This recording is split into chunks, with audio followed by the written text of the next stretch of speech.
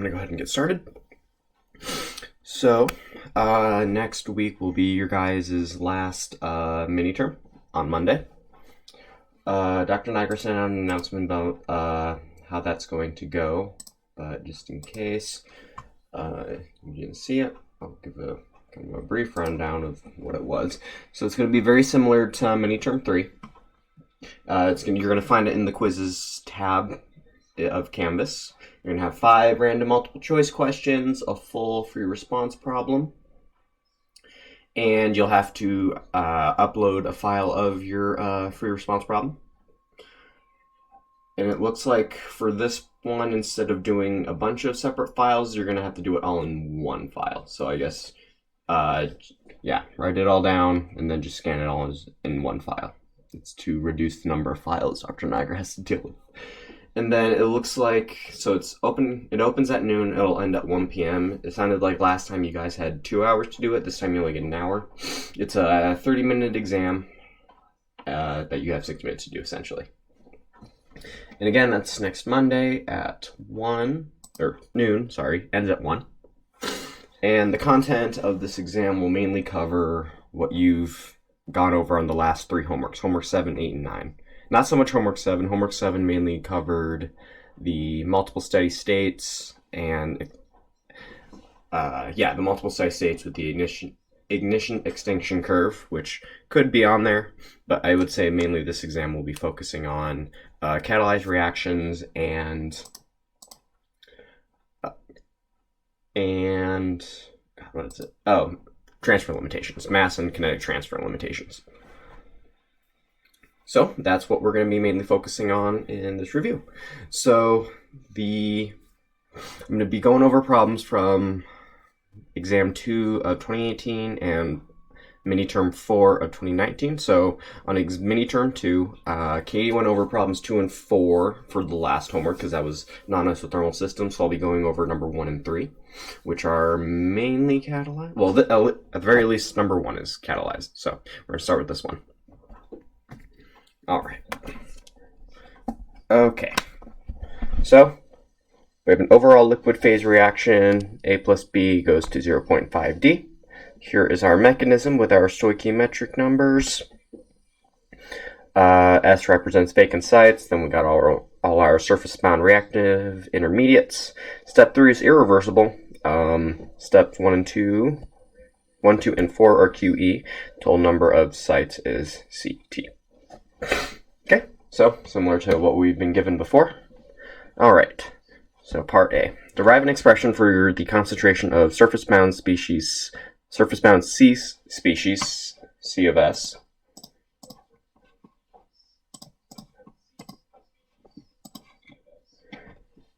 in terms of the readily measurable quantities such as concentration of A, B, C, D, CT, and equilibrium and rate constants.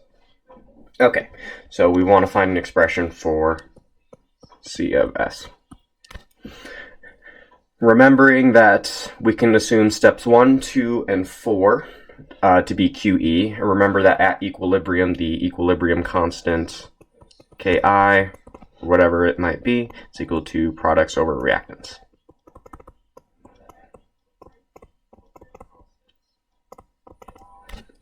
So, keeping that in mind, we can, if we look at step 2, we see that we have CS in the as a product, and we can assume QE on that. So, we'll make let's put that. So, assuming QE on that, we get CS, KB is equal to CS over AS times B. And rearranging, CS is equal to KB times AS times B. All right, so and remember it said we have to keep it in terms of readily measurable quantities such as A, B, C, D, CT, and equilibrium rate constants. So we have to find an expression for AS. We got to get rid of that. So where can we find that? So once again, we can assume QE. This time we'll do it on step 1. So we have that K, I'm going to say KA, yeah, KA, capital KA, is equal to AS over A times S equals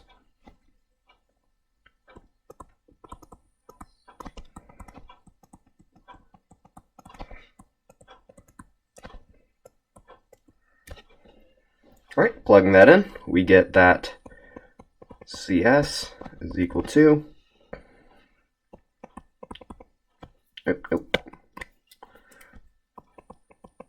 KA times KB times A times S times B. Okay, do we still have any quantities we can't leave in there? Yes, we do. The S we need to get rid of. And we normally get rid of S by doing a site balance. So let's go ahead and do a site balance. So we have CT equal to the sum of all of our surface species. So our empty ones, then we have the AS, we have BS, we have CS, and I think that's it. And we also have DS.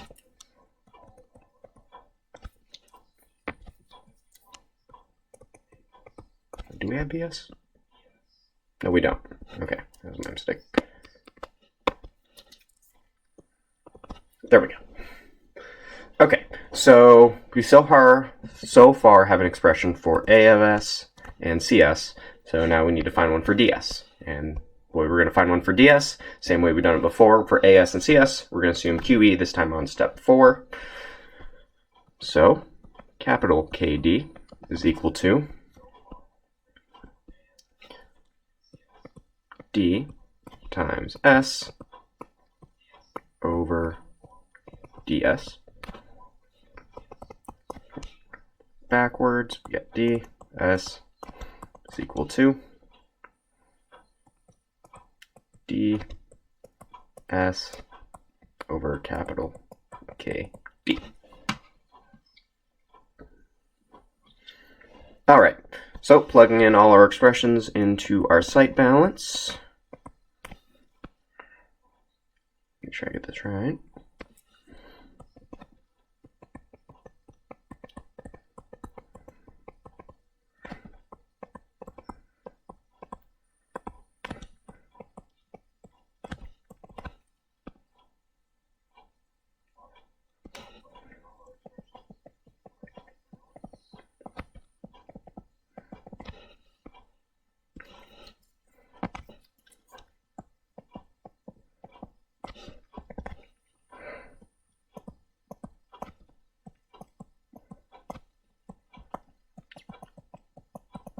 Okay, didn't do that quite in order, but so we have our empty sites, followed by CS, followed by AS, followed by DS.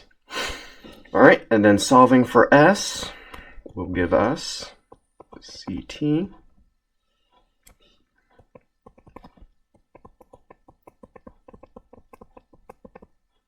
E A B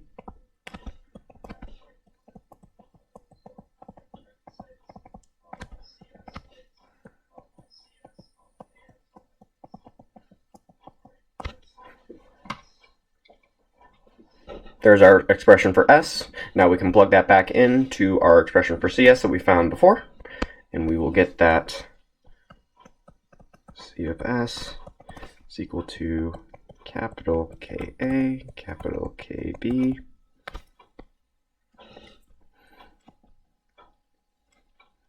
times A, times B, times, and then our expression for S, which is CT over this big long thing here.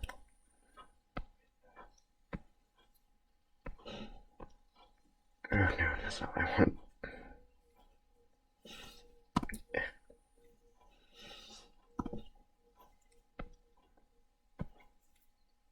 There we go.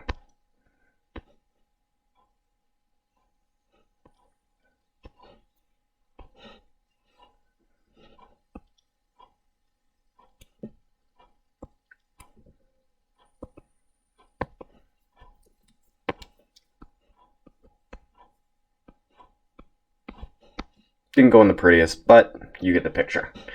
And there you go. That's our expression for CS. So again, important thing to remember is the site balance, what assumptions are made, QE obviously, on steps 1, 2, and 4, and how to conduct QE. All right, so moving on to part B. Derive an expression for the overall rate expression in terms of readily measurable quantities such as A, B, C, D, CT, and equilibrium and rate constants. So now we want the overall rate expression. And remember that we can say that we know Ri is equal to R, overall R is equal to Ri over sigma I. In this case, we'll use R3 because that is the irreversible step. So we got R3 over sigma 3, which is, and I believe sigma 3 was 1/2. Yep, 0.5. So R3 over 0.5 is 2R3.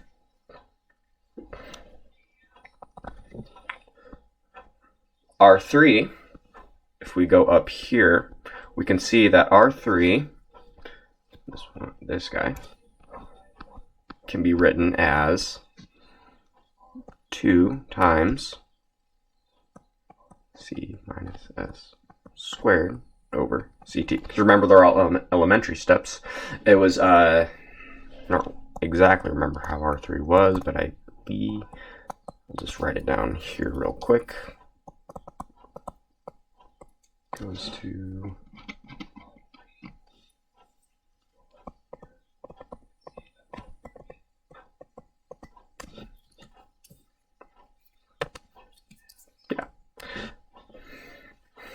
and remember that since we have 2 surface species, we have to divide by the CT on the bottom. Again, that kind of has to do with like a probability. So we see it's just 2 times CS squared over CT. And we already found an expression for CS, up here. So we'll get that R is equal to 2 times, I'll write it out because it doesn't seem to want to copy and paste quite well today. Oh, I'm sorry. 2 times KC. I forgot the reaction rate constant that came with it.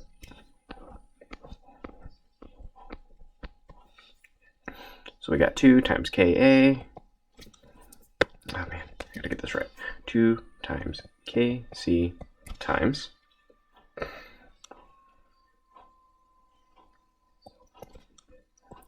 capital Ka, capital Kb, times A times B squared times Ct over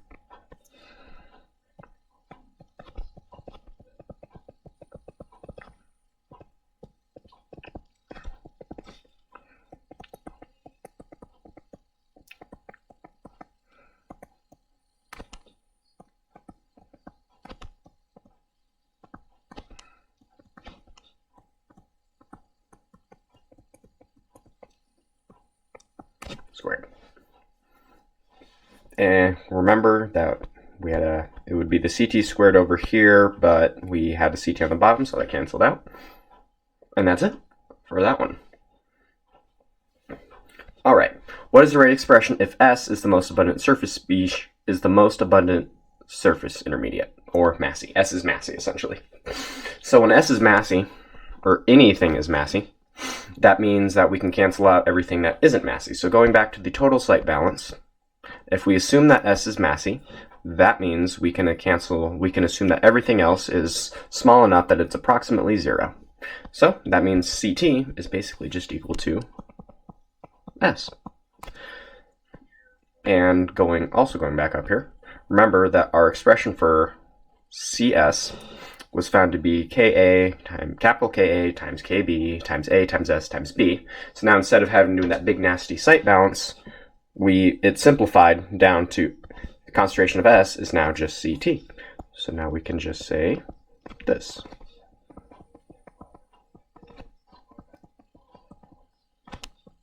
Times A times B times CT.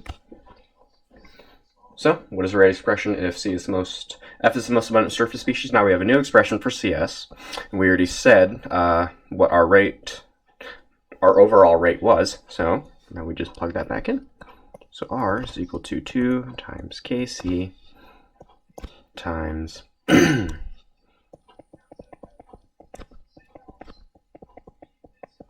Kb, concentration of A, concentration of B, squared times Ct. And that's it.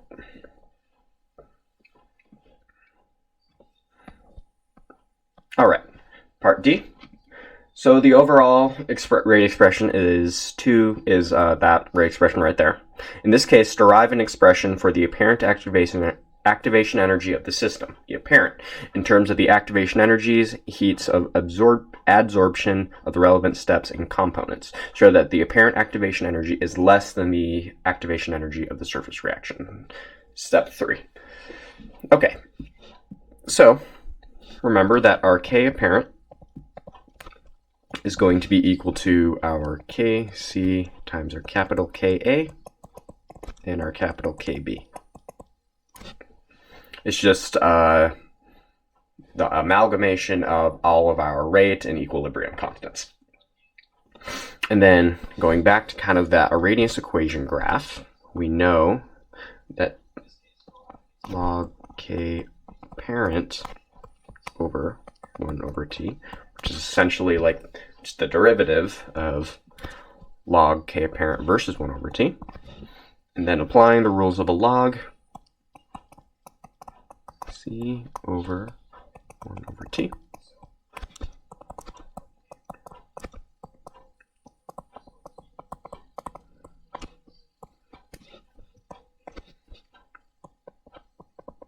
Let me try and be consistent with the way I write stuff here.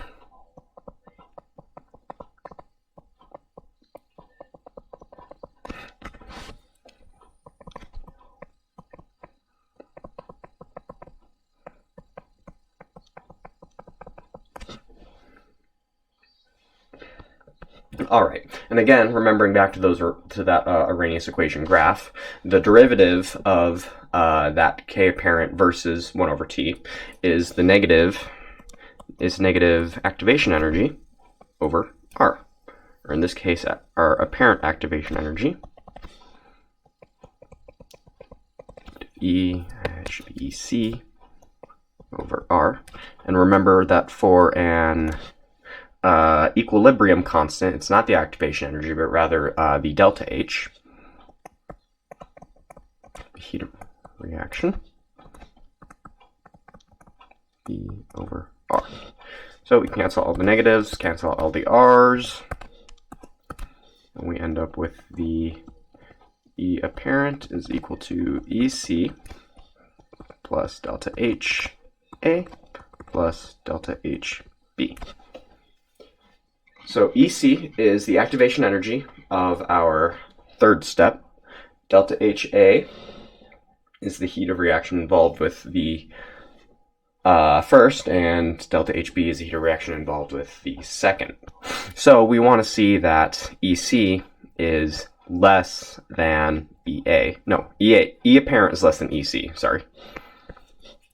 And we can make this assumption by saying delta HA plus delta HB less than 0. And if that is true, then E apparent is less than EC. And the reason why we can say that delta HA and delta HB are less than 0 is remembering that absorption is always an exothermic process. It's always a process that releases energy, resulting in a negative delta H.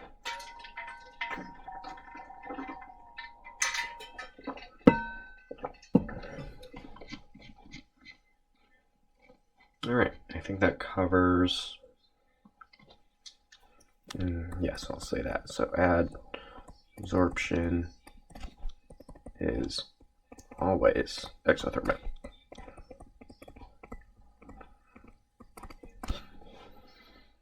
All right, so that covers number 1. We're skipping number 2. that was your last exam, that fun one. Okay, number 3.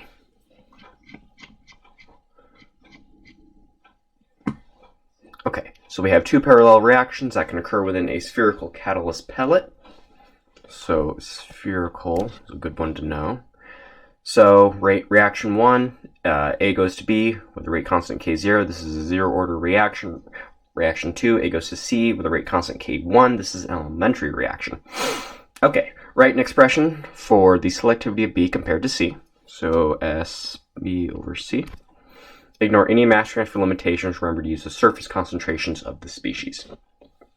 Okay, if you remember back, I don't remember how long ago it was, but the selectivity could be of a certain species could be defined as the reaction that produces whatever's on top, in this case RB, over, I guess I'll do it RB. There we go. Over the other reaction.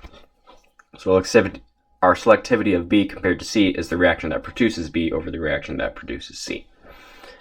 And then we can rewrite it because we know that RB, the reaction that produces B, is a 0 order reaction. So that is just going to be K0 over. And then reaction C is an elementary reaction. So that's going to be K1 times CAS. And we're using CAS because we're supposed to use these surface species. And that's it for that one. So part B, given that the activation energy of reaction 2 is higher than the activation energy for reaction 1, should these reactions be run at low or high temperatures to maximize SB of C? So in order to maximize this, we want more B. Pretty self-explanatory. So if the activation energy of reaction 2, our bottom reaction, is higher than the activation energy of reaction 1, that means that at low temperatures,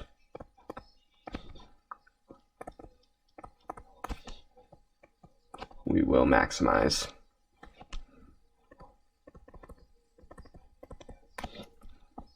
our selectivity.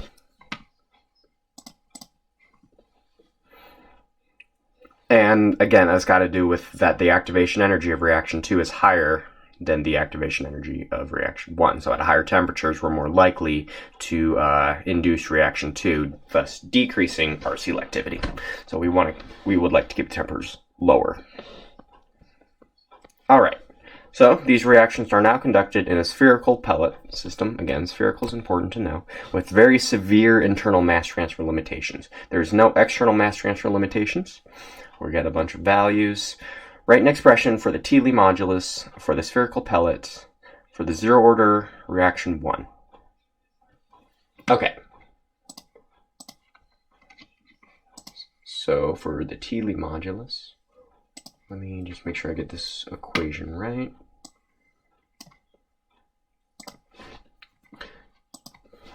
So remembering back the Thiele modulus, just the general Thiele modulus. If I can find it.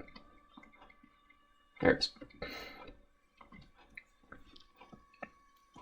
It's equal to our reaction rate constant times the radius of the pellet times the surface concentration to the power of n minus 1 over dE, or our diffusivity.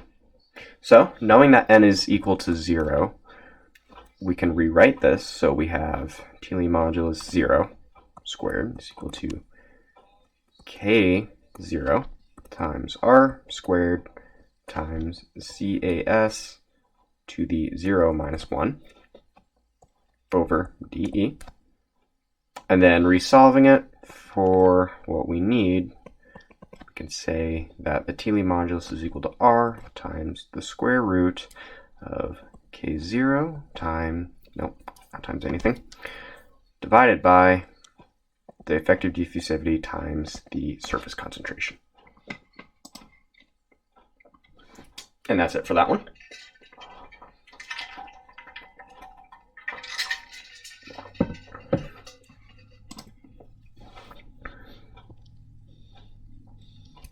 knowing this equation there, that would be a good thing to have on a note sheet.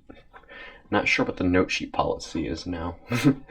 Now that it's kind of open book. Kind of, but not really. It's helpful to have it on hand so you don't have to go searching for it. The test really isn't that long. Okay, so now we need to write an expression for the internal effectiveness factor, eta naught for reaction 1. Let's see if I can find for the internal effectiveness factor.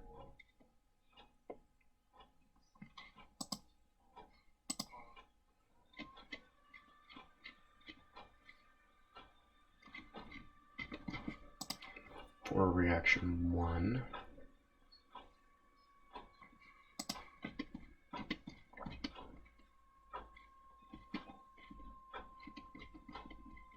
Why am I not finding it?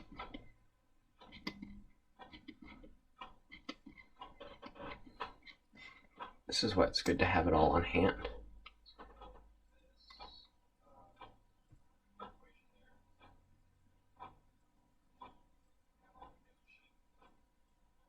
Oh, here we go.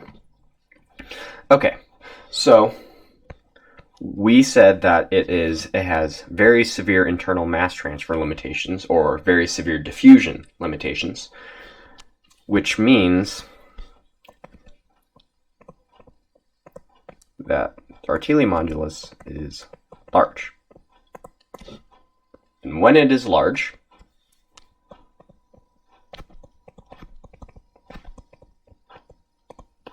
we can say that eta is equal to 2 over n plus 1 to the power of 1/2 times 3 over our Thiele modulus. Okay, so remembering that n is equal to 0, we have that the Thiele modulus is equal to the square root of 2 times 3 over r times the square root of k0 over dE times CAS.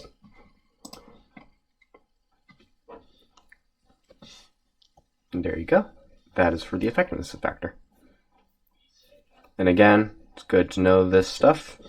You saw how long it took me to find it. You don't want to be spending that much time on the test doing it. So, given the same particle with the same radius, I'm guessing I'm supposed to say in a catalyst for both, given the same particle with the same radius as a catalyst for both reactions 1 and 2, write an expression for the ratio of the internal effectiveness factor eta naught over eta 1, where eta naught is the effectiveness factor for reaction 1, found in part D. Eta 1 is the effectiveness factor found for reaction 2. Okay, so we know eta naught. We found it already in part D. So now we need to find an expression for eta 1. So remembering, we have 2 over 1 plus 1, 1/2 times 3 over Thiele 1. And this has just come from, the same equation that we used before, just now n is equal to 1. So now this term just goes to 1, so we can ignore it. So it's just equal to 3 over Thiele 1. Thiele 1 is going to be equal to r, because remember, it's the same radius, times k1 over dE. And to find that, I use the equation that we used up here, this guy here, where n is equal to 1, so that CAS term is going to disappear. So that means eta 1 is equal to 3 over r times the square root of k1 over dE. Okay, so now we're trying to find the ratio of the internal effectiveness factors, eta 0 over eta 1. Let's move that down. So, eta 0 we found to be square root of 2 times 3 over r times, and then I'm going to split this up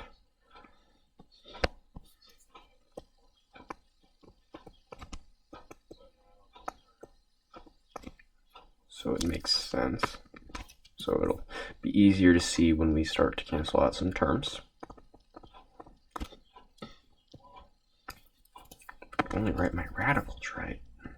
There we go.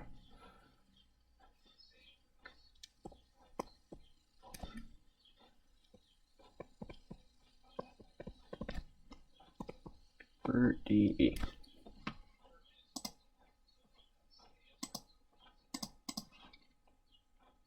All right, so the 3's cancel out, the r's cancel out. We can cancel out the square root of DE, which is going to leave us with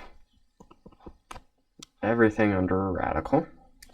So we have the 2 still, we have the CAS, the K1 will go to the top, just going to get rid of that. The K0 will go to the bottom, and all of this is to the square root. And there is our ratio of our effectiveness factors.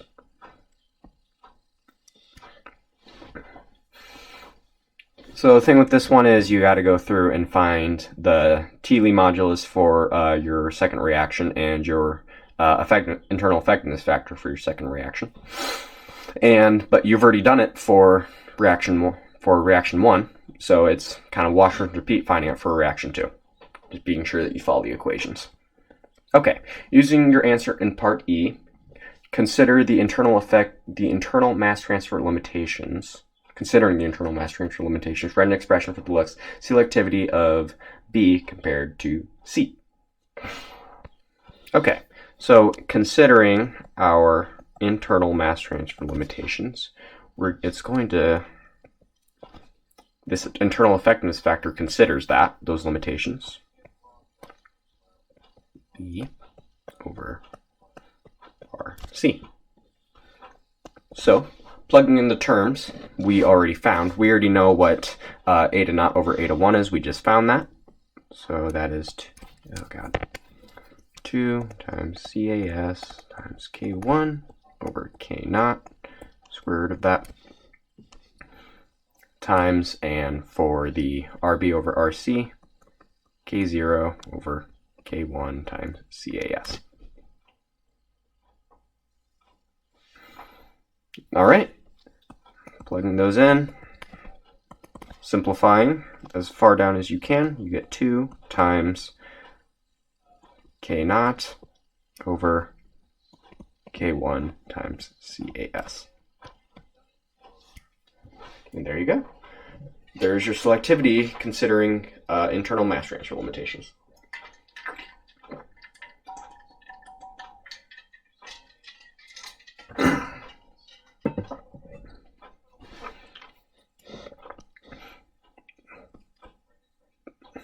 And that just about covers all the material on midterm 2 from 2018 that hasn't been covered up until this point. All right, so from there, once this screen will load, I'll move on to Miniterm 4 from 2019, the last year's Miniterm. I would say that these problems would be more akin to what you would expect. I mean, it did say you guys were going to have a flow-free response, and I'm expecting that it would be a catalyzed mechanism reaction. I don't know for sure, but that would be my best guess. So, looking at this, so we have our reaction, A2 goes to 2D. Assume that all steps in the mechanism are elementary steps. Pseudo-steady state hypothesis can be applied to all adsorbed species. The total number of sites is known to be CT. Vacant sites are with the star sign. Assume that the first step is QE. The second step is irreversible, and the third step is reversible, not QE. So we can't assume QE on step 3. The values of all constants are known. Show mathematically that the reaction rate, rate of production D is equal to the reaction rate of step 2. Okay, so let's start from step 2. So we know that R, the overall reaction rate, is equal to, and this is in terms of the elementary mechanism steps, so that Ri over sigma I. Okay, so first we need to find sigma for each step.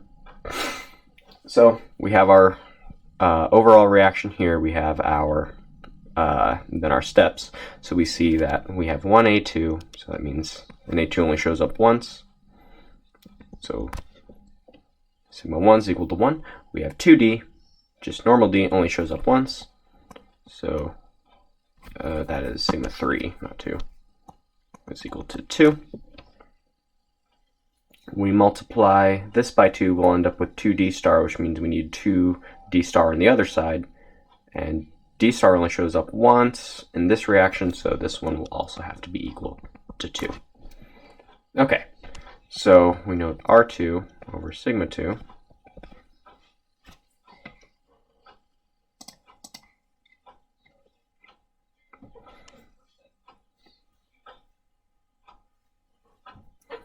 is just going to be R2 over 2. And then going from the overall reaction, the actual gas phase reaction. So that goes back to Ri is equal to nu I. So Rd in this case over nu d, which is from the reaction you could see is 2. Rd over 2. So we have that R is equal to R2 over 2, which is equal to Rd over 2. And looking at just this half of the reaction right here, you see that the 2's cancel out, and R2 is equal, is equal to Rd. And that is the justification for equating Rd to R2. Okay, write the site balance for this system in terms of the concentrations of the adsorbed species, open sites, and total number of sites. So, site balance, we have our total number of sites is equal to our open sites, which is going to be star, plus our adsorbed species. So, what species do we have adsorbed? We have the A star and we have the D star. D star. And for part B, that's it. A good way of knowing how much work you need to put in a problem is to look at how many points it's worth. If it's only worth 5 points, it's a good indicator that it's a relatively easy part of the problem, and that shouldn't take too much of your time. Okay, part C. This one's worth 15 points, so this one's going to take us a little bit longer.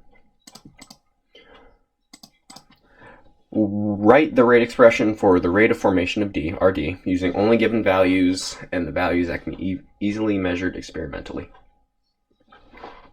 Okay, so we want to get rate of formation of D.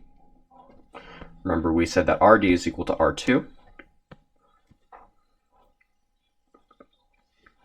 And that R2 can be written, so Rd is equal to R2. R2 can be written as, make sure I get this right, K2 times A.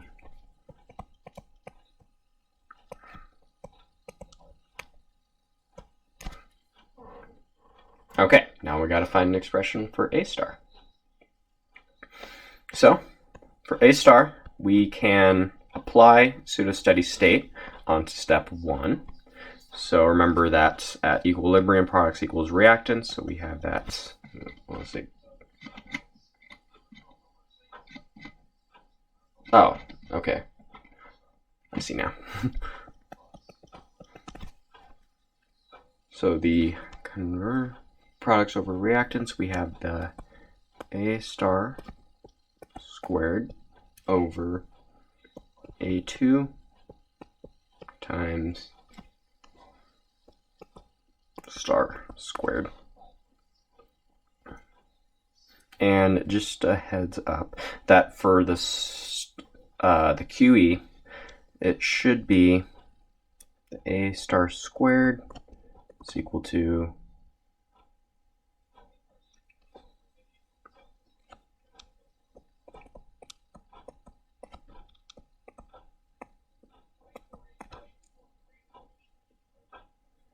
times capital K1.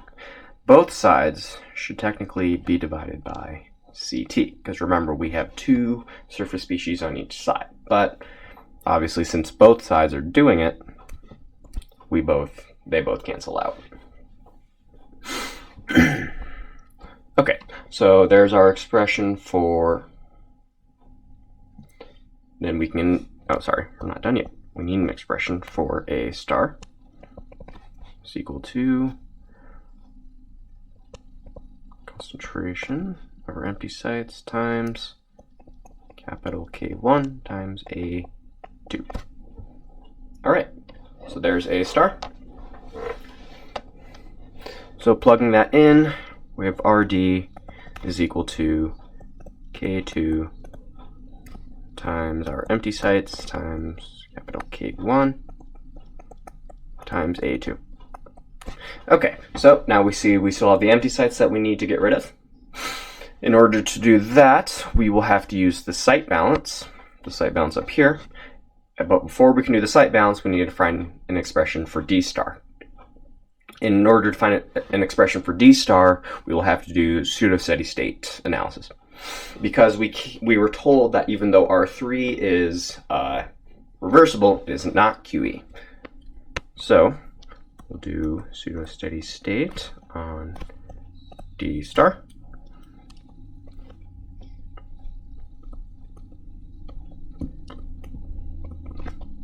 Zero. And let's see. So we have D star being produced in reaction 2. It's a function of A. We are consuming it in reaction 3.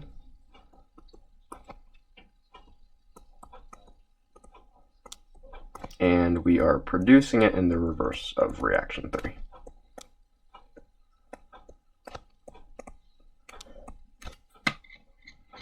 Sure I did that right. I did, good. All right. Solving for D star, we get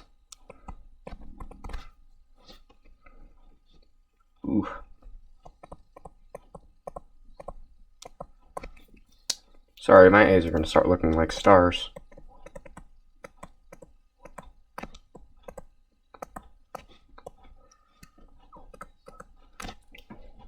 There's our expression. Plugging in the expression we got for A star from before.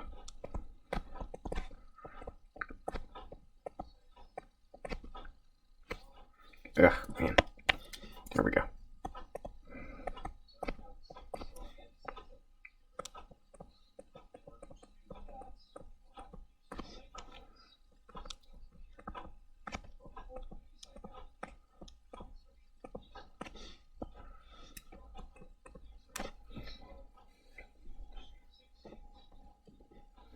All right, so there's our expression for D star. Now, plugging all those into our site balance. And I'm just going to plug them straight in. So our expression for A star.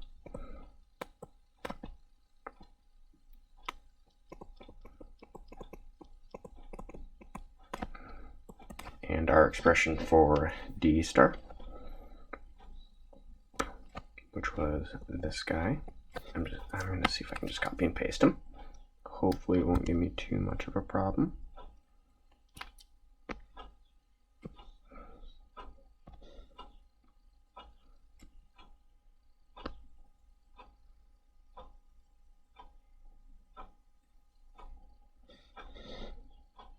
Ooh, didn't like that. Okay, it doesn't like that. I won't do that then.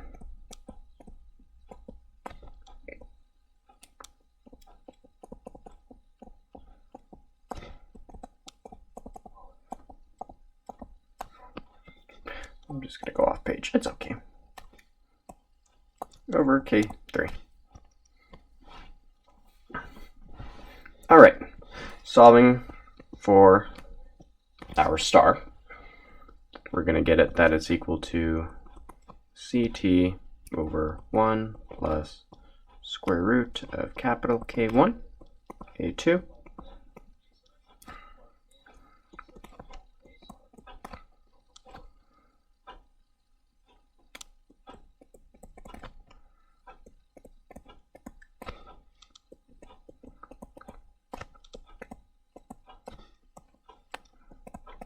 right, there's our expression for our empty sites. So plugging that back in to find RD, we get RD is equal to K2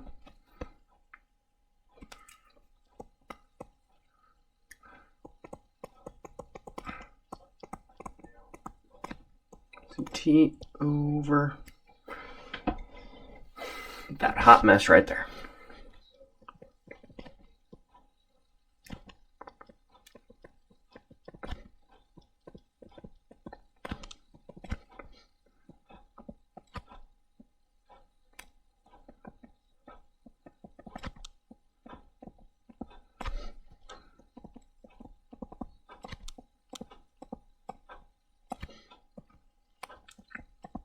And there you go. I apologize for my handwriting. It's starting to deteriorate, and unfortunately it's only going to get worse from here on out. But again, this isn't something too terribly new that we've done before. The part that just made this problem a little bit longer is that we had to assume that we couldn't assume QE on step 3, so we had to perform a pseudo-steady state analysis on one of our surface species, surface intermediates. And that just kind of made it a little bit longer. But again, it's nothing too terribly new that you haven't done before.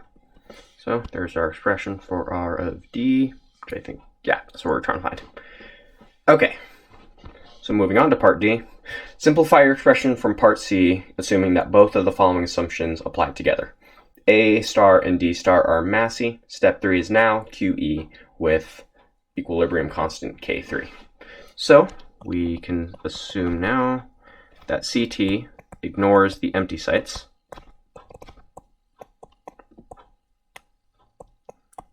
Because A star and D star are so much greater than it. And step 3 is now QE. So A star remains the same.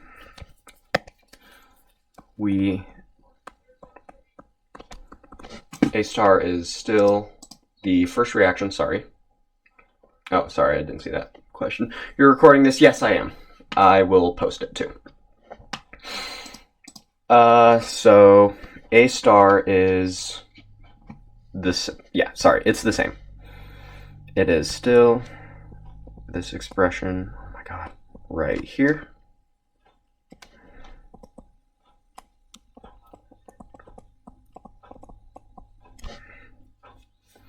But our expression for D star is now different because we can assume QE on D with a rate constant of K3. So QE on step 3, we have that capital K3 is going to be equal to,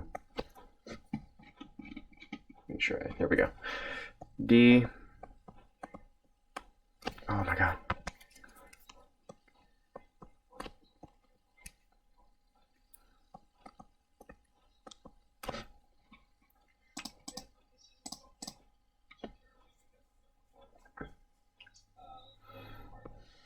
having issues with the stream. Yeah, that's why I prefer to, it's not great on YouTube, but the best part about YouTube is that it records it as I do it, so I don't have to get any extra recording software. Okay, so yeah, there's our expression, our new expression, because we assumed QE on step 3. So now we have a new expression for D star, which is equal to, oh Lord,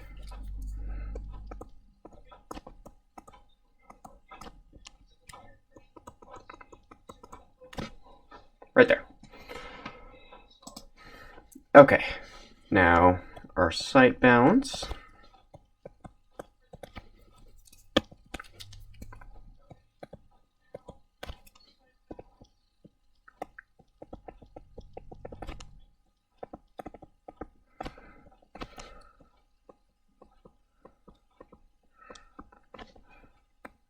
Plugging in our expressions, solving for the empty sites.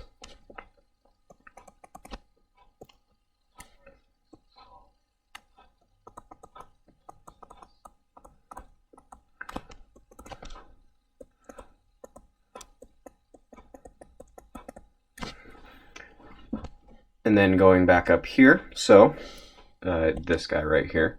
This still remains the same because RD is still equal to R2. We just now have a new expression for our empty sites.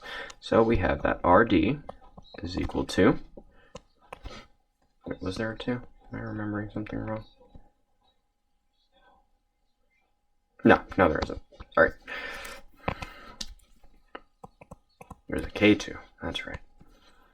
Times the square root of capital K1 times A2 times CT over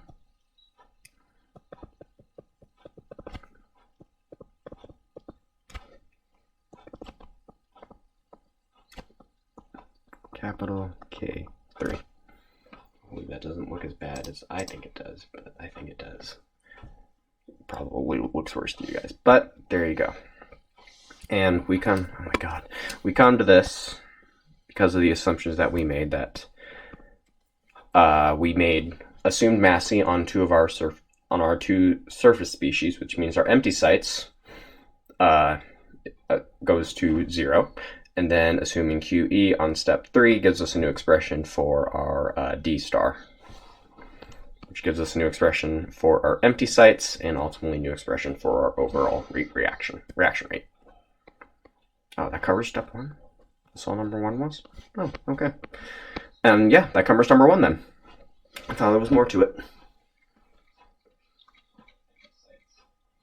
Okay, so moving on to number 2.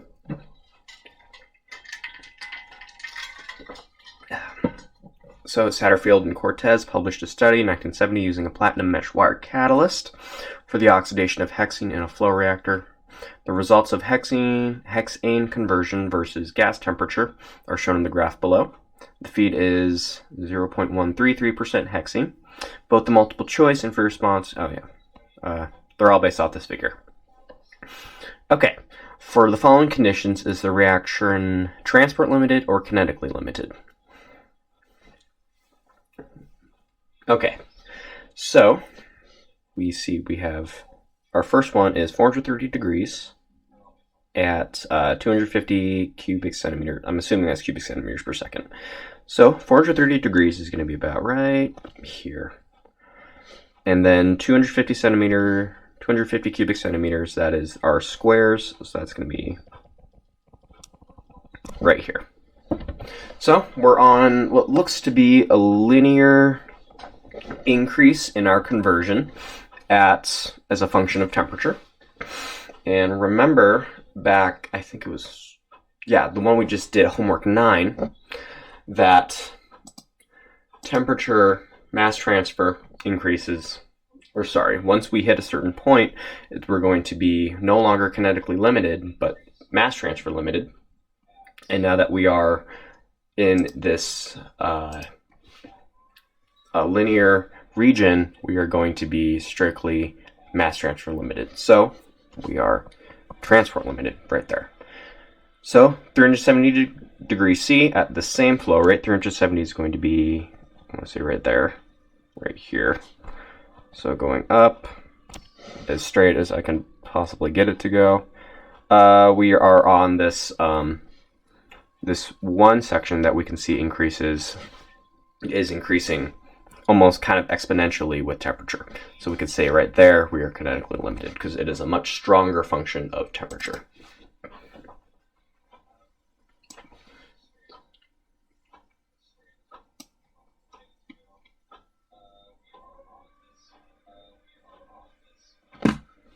All right, number 3, 380 degrees at 450. So 450 are these triangles, 380 degrees to these triangles here.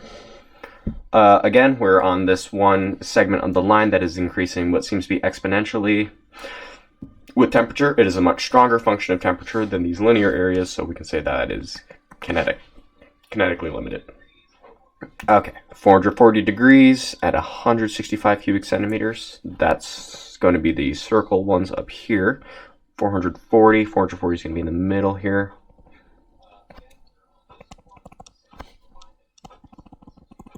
Try trying my best. We get to about, we get onto that linear portion, that slope, that much less slope of a line. Or sorry, the line segment has a much smaller slope, showing that is a much smaller function of temperature, making it transport limited. And then the last one, 350 degrees C, at 165. So again, right there in the middle, going all the way up. We are on this much steeper line, making that a much stronger function of temperature, making it kinetically limited. All right, how can one increase the temperature range at which the reaction is kinetically limited? So we know, remember, we said kinetic limitations are going to be a much stronger function of temperature than mass transfer limitations. And we also see that as we go down, as we're decreasing, that our kinetic limitations are going to be these much steeper lines before we get to some inflection point and become mass transfer limitations. We see we have a much larger range from about, on this lower line right here, from about, let's say 350, no, that's 360 to maybe about 400, just to say. That's a much longer range than this top one up here, where we see we have maybe a range of 20 degrees. And then that middle one, not much more. So as we go down on these lines, we're getting a much larger range of kinetic limitations. And the reason is that, what's the trend as we go down, is we're increasing in our volumetric flow rate. So we will want to increase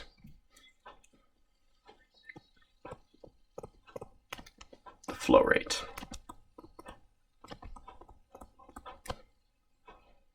Which is V naught. It's a volume. I'm pretty sure that's volumetric flow rate. Okay, why is conversion lower for higher volumetric flow rates?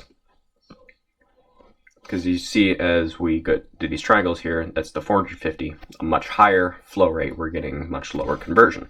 So this goes back to assume the residence time. Tau is equal to V, capital V, over V naught. So assuming we're using the same reactor for these experiments, which they should be, as we increase in V, or V naught increases, tau will decrease. And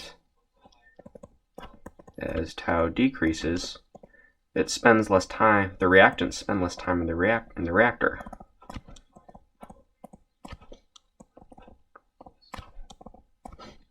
Spend less time in the reactor and have less conversion as a result.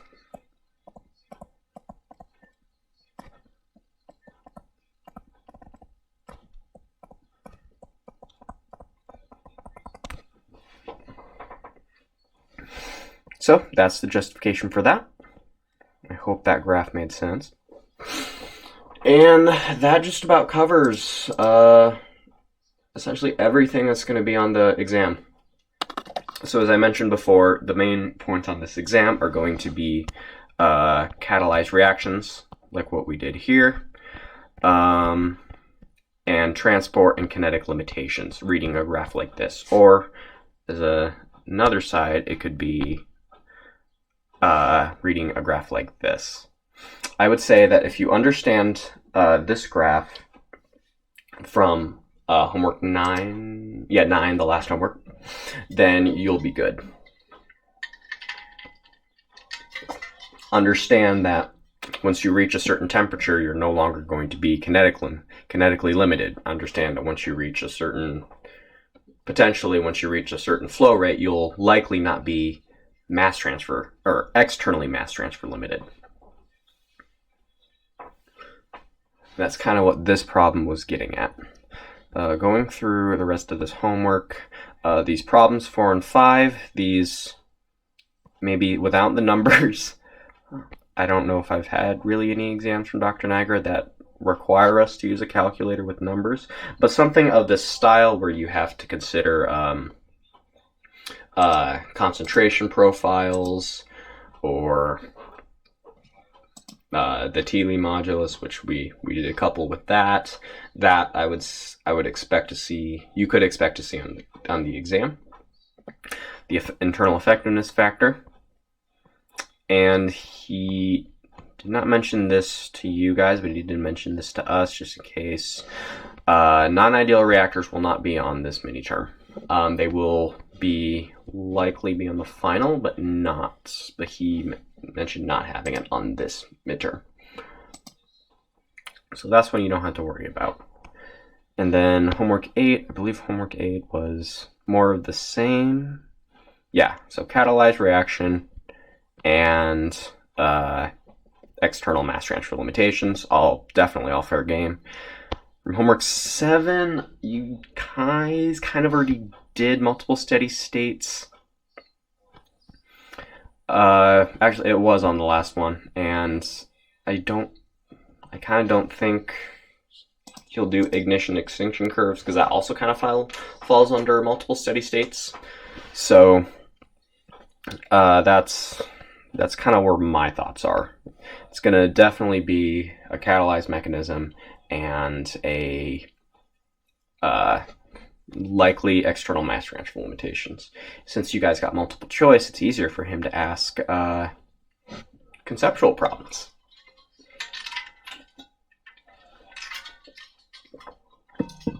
So I ran through a lot of the quantitative parts of it, the math and algebra of it all. I didn't really have much else to cover. I kind of figured this wasn't going to take very long. So I'm going to just kind of leave it open for questions. If you guys have any questions for me, feel free to ask. If not, I'll end a little early. Quite a bit early, unfortunately. But as I said, I don't really have much else to cover. I'm thinking... So the exam's Monday, Tuesday. I'll probably go over homework 10. Of course, you guys are definitely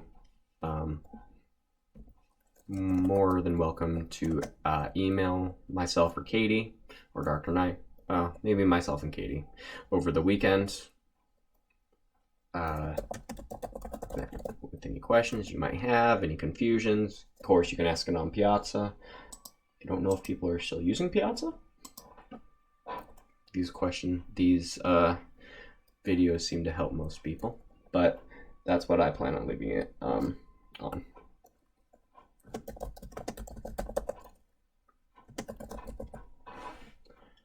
What problems did you cover in this one? So in this one, I covered problems for midterm 2 from the 2018. I covered problems 1 and 3. And for the mini-term 4 for 2019, I just did the whole thing, because that's going to be very typical of what you're going to see on Monday.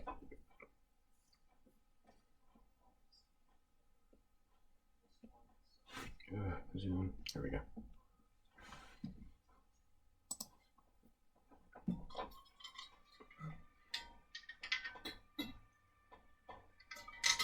So I'll leave it open for any questions.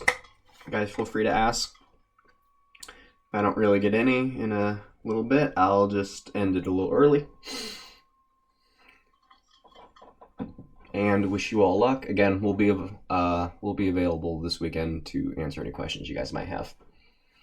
I personally don't think this exam was too terribly difficult compared to, at least compared to mini-term 3.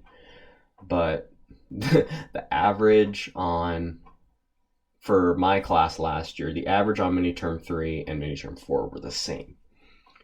Now, I don't know if it was because it was hard or it's because some people just didn't want to do it. But I would also say, if you want to skip the final, do your best on this exam, because this could save a bad score on a last exam.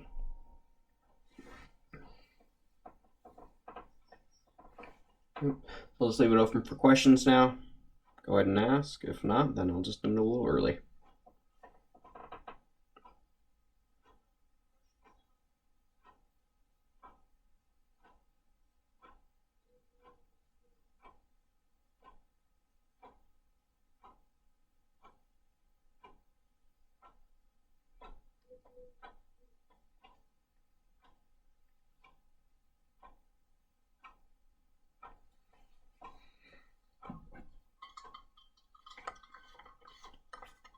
idea. So you said, I'm assuming you meant no non-ideal reactors. For Miniterm 4, no. There will be no non-ideal reactors. He did mention he was going to save that for the final. So if you don't want to deal with that stuff, it's a good idea to do really well on this Miniterm.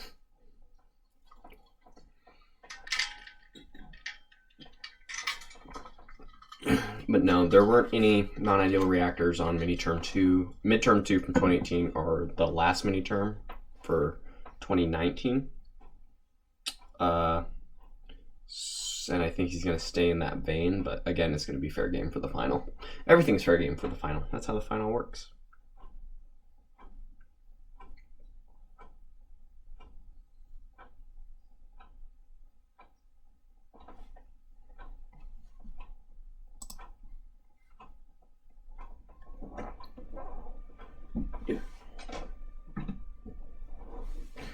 Important things for the cheat sheet. Let's see. Oh man, that did not work out well. For the most part, it would be the mass transfer related stuff. Maybe having this equation for selectivity on there, just in case you forget. Definitely, I would say the Thiele modulus.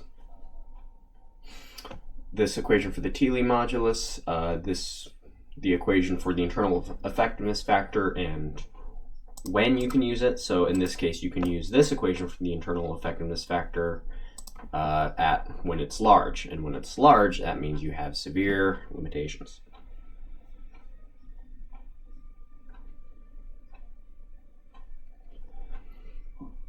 Oh, what else? Besides everything. I mean, I'm hoping at this point you guys have the design equations memorized.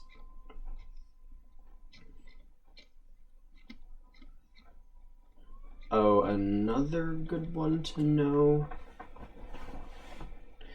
is that the Thiele modulus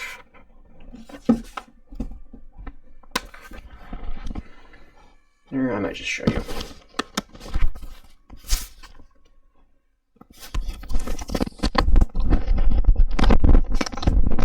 Anyways, I can find my stupid mouse. Ooh, man.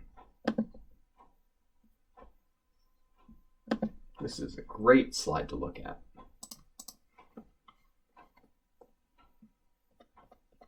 Okay. What was it?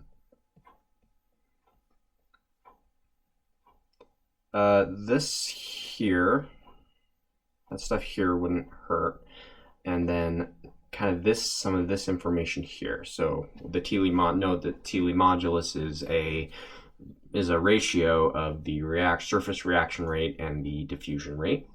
When it is large, it's heavily diffusion limited. When it is small, it is heavily reaction limited. Thiele modulus. These excuse me, these concentration profile ones. Remember, we use this in homework 9, but also remember that this only worked for a first order reaction. For a first order, I want to say spherical. Yeah, this is only applicable for a first order spherical reaction. I mean, you don't need to know how you got from like that one to this one, but remembering this one is definitely a good way to go. I don't know if you're gonna have to remember a hyperbolic tangent. Remembering this effectiveness factor, this is very important. It's the ratio of the actual overall reaction rate over the rate if the interior surface was exposed. So essentially, if it was, it's the actual reaction rate over if there wasn't any limitations.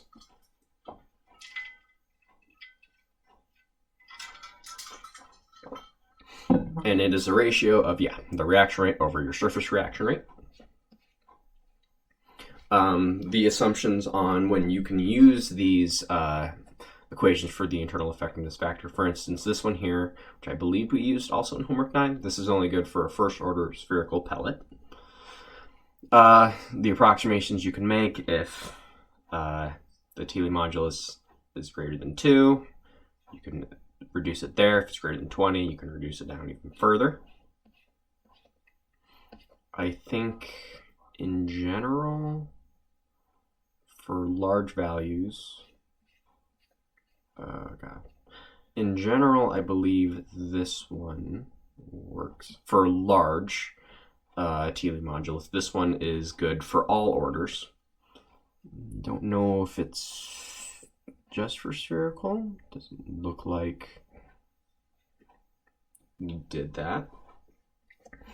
You measured reaction rates. That might be getting a little too conceptual. These falsified kinetics, they might show up. Kind of be familiar with them. But I would say for the most part, what to expect on the test would be to, what to expect on the test is kind of what I covered in this video and what's mainly been covered in the homeworks and on the previous exams. Numerous criterion. Some of this gets quite a bit more conceptual. Understanding these conceptual questions, though, this is a good way of practicing, especially since your exam is going to be more conceptual than I think other exams.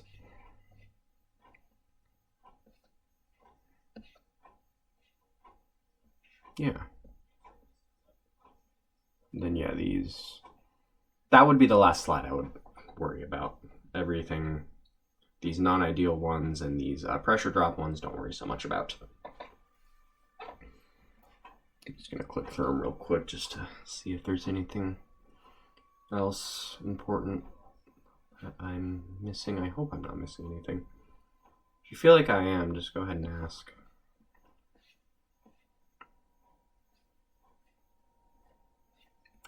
It's just kind of what the catalyst does.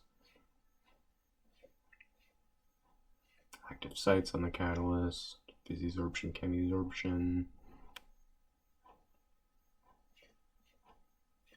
catalytic reaction mechanisms, big part of what you guys have been doing. I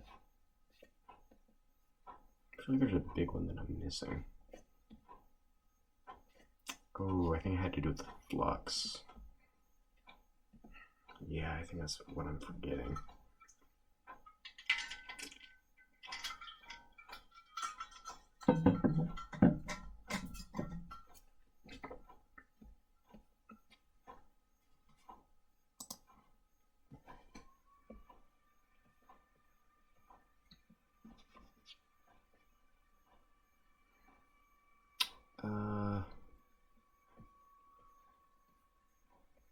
Yeah, right now. Oh yeah, Massey. If you assume Massey, what does that do to your site balance? Now, apparent activation energy. Remember, for the most part, the use of catalysts one of the biggest benefits of a catalyst is to reduce the activation energy of the reaction compared to using it without the catalyst. So when we're doing stuff like this, because we kind of did it before, which one was it? It was this one, yeah. We're doing this one. We are hoping to see that the activation energy of the apparent activation energy of the overall reaction is going to be less than the activation energy of just the actual reaction, the surface reaction itself. And by doing this, we can see that it is. That because of the adsorption onto the surface, it takes less energy to actually conduct the reaction than if we did it without the catalyst. So types of chemisorption, there could be some stuff about chemisorption, physisorption. I have no idea what's on the test, so I wouldn't. I've only been told what may or may not be on it. But I don't know specifically what the test is. I think this is the one. Maybe not. These are more reaction rates.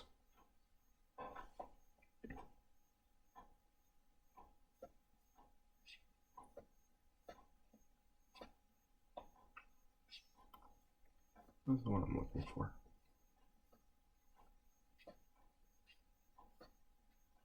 No, it was this one, yeah. The external transport. So we got the flux. Knowing your equation for the flux, it's a good way to go. Know that at steady state, your flux is equal to your surface reaction. If you remember back to, I want to say it was homework 8. No, it was homework 8.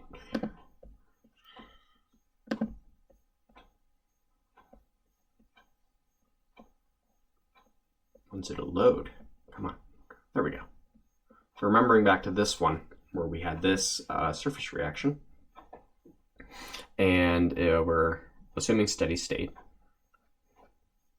So remember this PBR one that we didn't want to leave it in terms of our surface reaction. We said want to do it in the bulk because the bulk concentration is easier to measure. We have our definition of the flux, which is our sum constant times the difference between the bulk and the surface concentrations. We said that because we're at steady state, that the flux is equal to the surface reaction, which we had a definition for. We were able to go and solve for it in terms of our surface concentration, in terms of the bulk concentration, and then the mass and kinetic constants. Understanding some of these dimensionless quantities, the Sherwood number, the Reynolds number, that wouldn't hurt. This definition of the Sherwood number, that's just what it is. In this case, we were given what the Sherwood number was. It's a function of the Reynolds number. Remembering what the Reynolds number is, that's also a good one to know.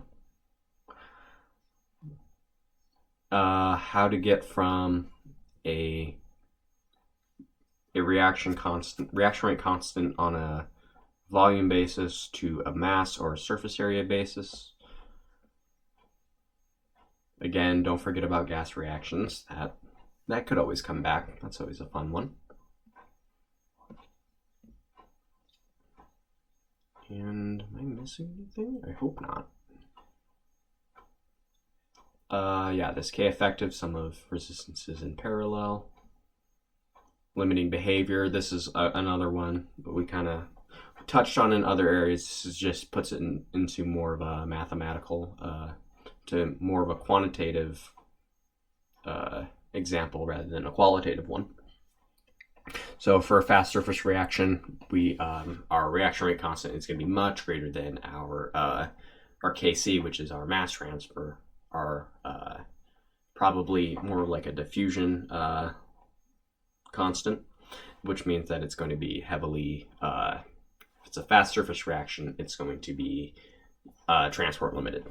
In the other case, fast mass transfer, Kc is greater than Kr. That means we're going to be kinetically limited.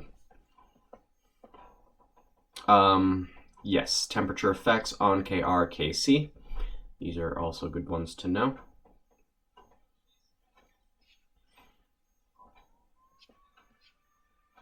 The Reynolds number, the Sherwood number, the Schmidt number wouldn't hurt. These might be getting a little too conceptual here. But again, everything's fair game. Nothing's off the table except for non-ideal reactors. These conceptual questions, if you want a little bit more practice on that and going through and answering these, that's a great way to go.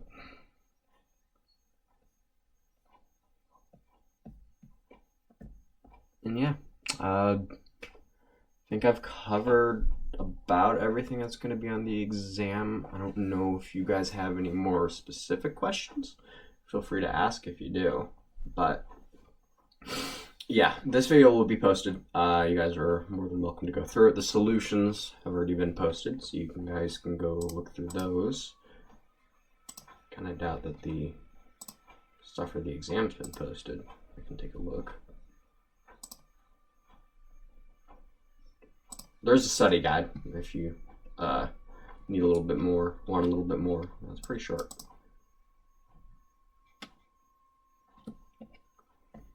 Yeah, let's see.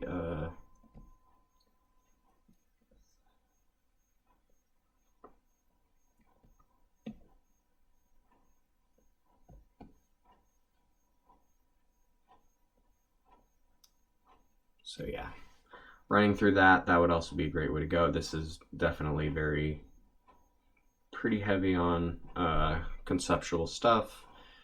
Compare and contrast chemisorption, physisorption.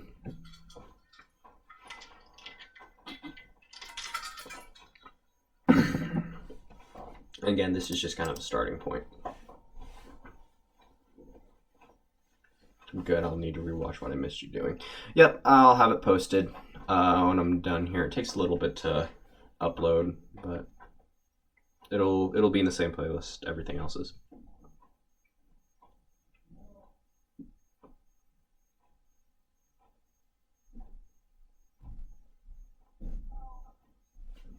Yeah, I'll just go back here.